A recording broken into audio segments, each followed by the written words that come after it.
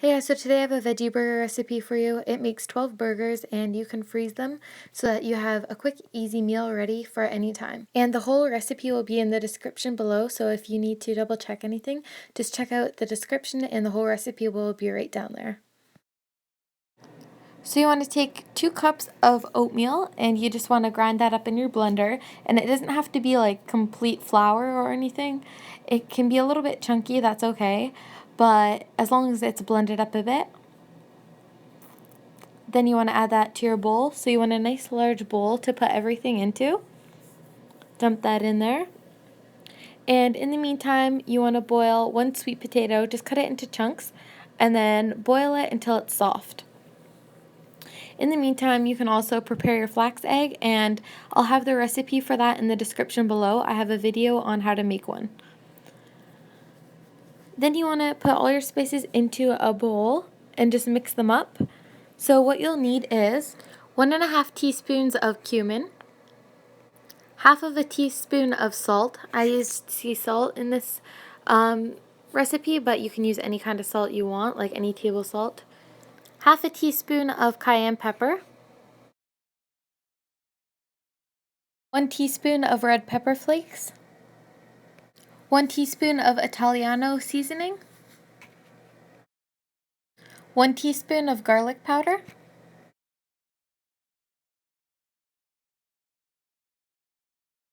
1 teaspoon of paprika. I don't know if I say that right, but paprika, whatever, I don't know. And half a teaspoon of black pepper. So then just mix up your spices all good, and then you can start cutting up your onion. So you want to cut up 1 onion into nice small little chunks. And then put it into a little pot. So you want to saute all this stuff you're cutting up, and then 3 cloves of garlic and half of a large red bell pepper, or you can just do a whole red bell pepper if it's pretty small. Then just saute it until it gets nice and soft and dump that into a blender with your sweet potato. Then you want to blend it up. Then add it to your spices and your ground oat. Then add your 3 flax eggs and like half a cup of chopped parsley. Then chop up about 4 tablespoons of cilantro. And you'll need 2 cups of chickpeas. I make my own, but you can just use the canned kind if you want. If you're doing canned, you'll need a 15-ounce can. And this is what it looks like so far, and I've mixed it already. And you want to add your parsley and just mix it again. And your cilantro, also add that as well at this point.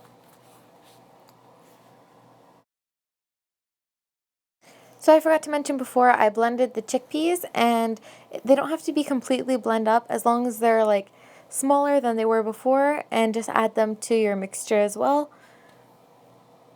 And you'll need 2 cups of beans. You can also use canned beans, the 15-ounce can, but I use homemade beans here, and I just mashed them and then dumped them into the mixture, and this is what it looks like. And you want to put it in the fridge for 30 minutes. So you want to put it in the fridge so that it's not as sticky. And as you can see here, I grab a ball of the dough and place it kind of round, flatten it a little bit, put a piece of parchment paper underneath and over top, and then you want to flatten it with a plate. So yeah, you just flatten it and then keep on going and make your burgers, and this way you can freeze them or you can make them all right away, but it makes 12 burgers, so I do freeze some.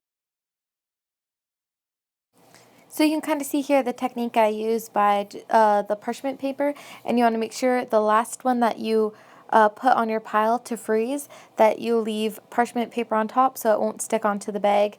And when you freeze them, when you take them out, just stick a knife in between the burgers and you can pop them apart like that. And when you make them, make sure you put some oil in the pan, and so they won't really stick. Here I'm just putting them in a bag and yeah, ready to freeze them, and then I just tie them up. But yeah, you cook the burgers for about 5 minutes on each side, or until they look ready, and I'll insert some pictures. So like I said, this recipe makes 12 burgers, and they're really good for freezing, and they're like a falafel kind of burger. And what you can also do is cut them into strips after you've cooked them and make wraps out of them, or like put them in burritos or whatever. So yeah, so what you want to do is get a frying pan ready, and I just have 1 tablespoon of oil per burger in here. I usually just do it in one spot, but I kind of moved it around this time. And then I just have my frozen burgers here, and you just want to plop those into the pan and make sure it's already heated somewhat. So yeah, just have your oil heated a bit, and then you want to cook them for 5 minutes on each side, and then flip them and make sure they're not sticking. Make sure they're covered in oil pretty nicely.